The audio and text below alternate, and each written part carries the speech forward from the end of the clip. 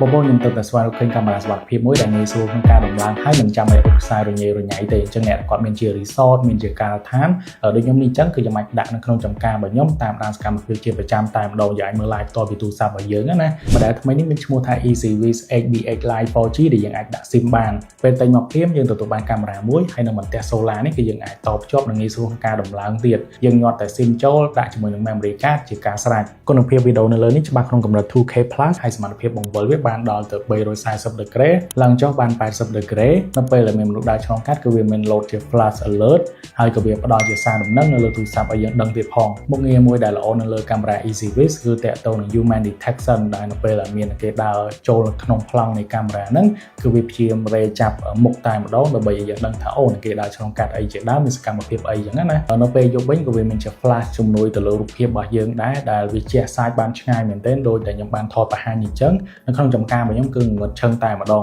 តែនៅពេលបាត់ flash កាមេរ៉ាហ្នឹងគឺវាជះសាយបានធំបានឆ្ងាយវាបង្កើតសាយរូបភាពនៃវីដេអូរបស់យើងឲ្យកាន់តែច្បាស់អញ្ចឹងបើក្នុងករណីមានរឿងអីកើតឡើងឬក៏មានសកម្មភាពអីមួយក៏យើងអាចយកវាជាការបានផងដែរប៉ុន្តែបើយើងចង់សន្សំសំចៃថ្មយើងអាចប្រើប្រាស់មុខងារ IR បាន IR ហ្នឹងមានន័យថាវាបដូររូបរបស់យើងទៅជាសខ្មៅហើយបើទោះបីជាកន្លែងហ្នឹងងងឹតឈឹងអត់មានភ្នែកយើងមើលអត់ឃើញប៉ុន្តែកាមេរ៉ាហ្នឹងគឺអាចមើលឃើញទៀត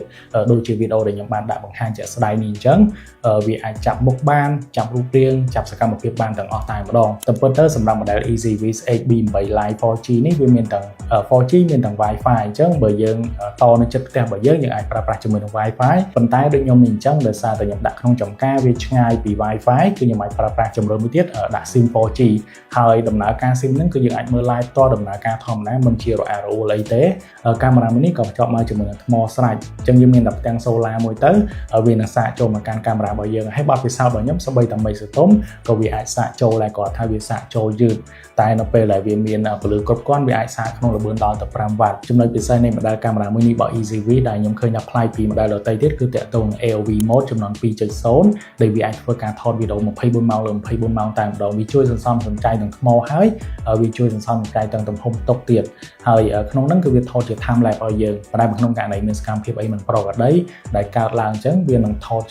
ជា normal mode វាថតអាសកម្មភាពនឹងជាក់លាក់លម្អិតឲ្យយើងទៀតដើម្បីឲ្យយើងអាចមើលបានថាមានរឿងអីកើតឡើងជាដើមសរុបជារួមមកវិញខ្ញុំគិតថាអ្នកដែលគាត់ចង់បានកាមេរ៉ាសុវត្ថិភាពមួយដែលងាយស្រួលក្នុងការដំឡើងហើយយើងអាចប្រើប្រាស់ដោយមិនចាំបាច់រត់ខ្សែអីរញ៉េរញ៉ៃខ្ញុំគិតថា model EasyVis មួយនេះគឺវាជាជម្រើសមួយដែលល្អមែនទែនយើងមានតែកាមេរ៉ានេះមួយជាមួយនឹងទាំង solar ទៅអាចប្រើប្រាស់បានហើយ SIM 4G ក្នុងហ្នឹងក៏វាចាប់សេវាបានល្អទៀតអរគុណច្រើនសម្រាប់ព័ត៌មានបន្ថែមបងប្អូនអាចចូលកាន់ page EasyVis បានដែលខ្ញុំបាន mention នៅក្នុងវីដេអូនេះឬក៏បងប្អូនអាចចុចទៅលើ caption ផ្នែកខាងលើក៏បានហើយខ្ញុំជួបបងប្អូននៅវីដេអូក្រោយទៀត